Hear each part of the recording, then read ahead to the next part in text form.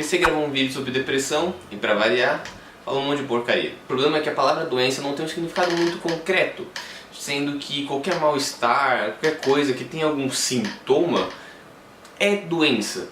Ou seja, demissão é uma doença, terminar o namoro é uma doença, cair na rua é uma doença. Então basicamente é só o OMS bater martelo e diz que é doença e tá valendo. Nesse vídeo ele trouxe a doutora Karen Scavantini, que deu algumas informações sobre suicídio. Só que é mais um doutor que não sabe ler pesquisa, porque todas as informações que ela deu são falhas. Eu vou explicar. Não vai ser em ordem cronológica, porque eu organizei para ser mais didático. Mas o primeiro argumento que ela usa é suicídio impulsivo. De uma hora para outra, a pessoa pode se matar. Existe também, de maneira impulsiva, você fazer isso? Eu não considerei o suicídio até hoje de tarde e de repente eu me matei. Sim, tem muita gente que vai ter um ato impulsivo, que ele faz aquilo sem necessariamente ter pensado ou planejado antes.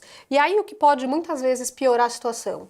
Ele ter bebido, e não falando assim, tomar um puta porre, porque você toma um puta porre e você não consegue fazer nada. Sim. Né? Mas você toma uma taça, 3 cervejas... Te dá coragem. Te dá coragem.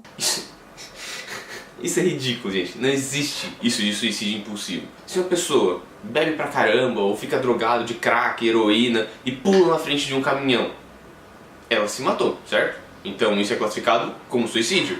Mas a pessoa não tem tendência do suicídio, ela nunca quis se matar, foi a droga que fez aquilo. Esses suicídios que as pessoas não têm intenção de se matar, eles se matam por idiotice, são classificados como suicídios indiretos. Outra classificação sobre suicídio indireto também pode ser que a pessoa não tenha nenhuma informação que categorize que ela está pensando em suicídio.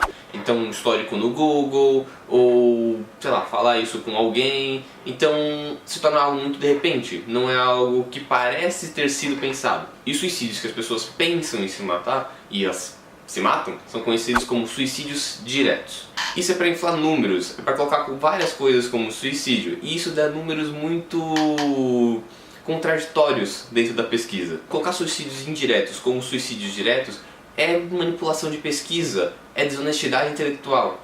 E essa psicóloga, ela simplesmente ignora esse termo, porque é conveniente. Outro argumento que ela fala é: para quem está com depressão, um sofrimento existencial, essa pessoa tem livre escolha? Para quem está com depressão, quem está com uma dor existencial, um sofrimento gigantesco, tem escolha livre? Obviamente que não. Senão manipulação não seria manipulação. Mas vamos para uma reflexão. Se você está com uma amidalite e você vai para o hospital, falar com o médico e ele te dá bezetacil, ele vai te dar um antibiótico para matar essa bactéria que te dá amidalite. Ou seja, ele mata a bactéria, quem está causando a doença. E não faz um tratamento para as pessoas conviverem com ela. Com a depressão e com muitas outras doenças, o tratamento é esse. Você dá remédio e espera o corpo da pessoa aceitar que aquilo é assim. Esses médicos dão remédios com componentes químicos para aumentar a sua felicidade, ou dão choques com altas tensões para curar a doença.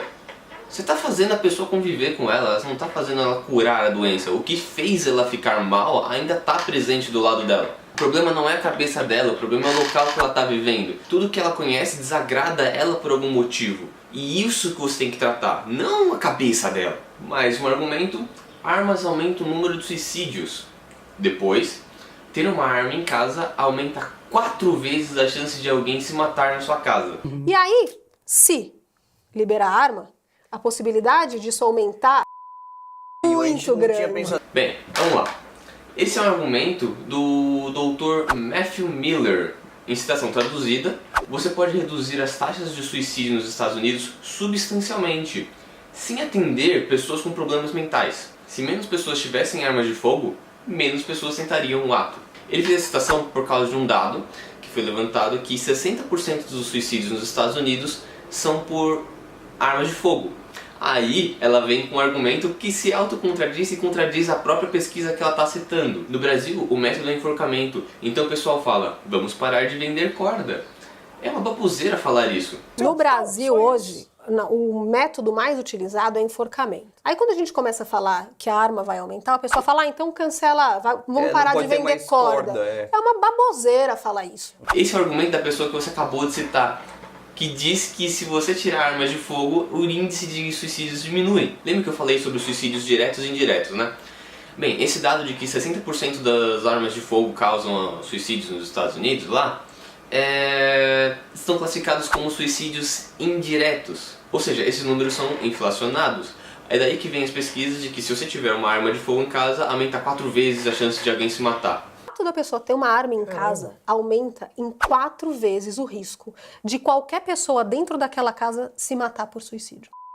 Mano, Tá? isso é uma pesquisa. Isso é uma pesquisa, É um é dado de pesquisa nos Estados Unidos. Isso é dado de pesquisa de jornal, tipo IPEA aqui no Brasil, não é dado de pesquisa científica. Ah, eu não duvido. Eu acho que se as pessoas começam a ter acesso à arma, 5 armas por residência, o cara começa a ter um monte de arma, a partir do momento que ele tem alguma coisa na mão, ele pode ir lá e fazer. Outro argumento que ela faz é que depressão leva ao suicídio. Se aumenta os números de depressão, automaticamente vão aumentar os números de suicídio. Bem, o mesmo cara que ela citou, o Matthew Miller, como eu falei pra vocês, esse cara fez essa afirmação com base na pesquisa de que 60% dos casos de suicídio nos Estados Unidos são por armas de fogo. Essa mesma pesquisa é feita pelo David Brandt, que ele diz que 40% dos casos de suicídio não tem relação nenhuma com doença mental. Eu acho incrível esses dados. 60-40, 40-60... É muita. É legal dar esses dados aqui, eu vou explicar eles mais pra frente, mas vamos pra próxima. Quando você dificulta o acesso aos meios, você diminui os casos, diz a doutora Karen Skavoshky. Que quando você dificulta o acesso ao meio, você diminui os casos. Isso é óbvio, não é? Tu coloca o cara numa camisa de força, naquelas salas acolchoadas e deixa lá o cara lá. Ninguém vai se matar mais. De novo, entenda. Cure o problema das pessoas, não cure a pessoa para conviver com esse problema. Psicologia é igual meditação. Para cada pesquisa que dá credibilidade à área, existe outra para descredibilizar ela. A maioria dessas pesquisas, para não dizer todas, tem algum erro de lógica que não faz sentido ou algum absurdo na conclusão, mas o principal é que o número de proporcionalidade é muito próximo uma da outra. 60-40, 45-55, o número de ocorrências é muito próximo do número de não ocorrências. Esse tipo de valor não tem uma autoridade científica, porque é tiro preto no branco, não tem como você ter uma credibilidade. Imagine você indo no médico, você está gripado, e ele diz, toma essa pílula aqui, 55% de chance dela te curar sua gripe, e os outros 45% ou você morre ou você fica louco.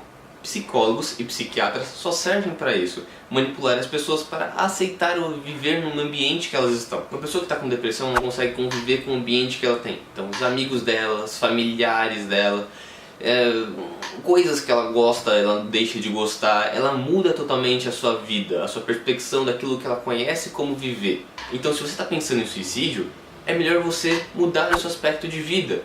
Crie uma conta anônima e vai conversar com pessoas, filosofe com elas, pesquise sobre filosofia, pessoas diferentes mesmo.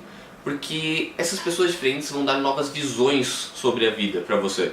Já que as visões que você está acostumado não te confortam mais, talvez uma visão que você não esteja acostumado. E também uma coisa legal é assistir vídeos aqui no YouTube sobre coisas que você não está acostumado. Engenharia, física, religião, geologia, sei lá, arquitetura. São coisas que bizarramente interessantes, pelo menos pra mim. Outra coisa legal também é vá numa livraria e sorteie uma sessão. Não importa muito se você quer ou não fazer isso, simplesmente vá lá e faça.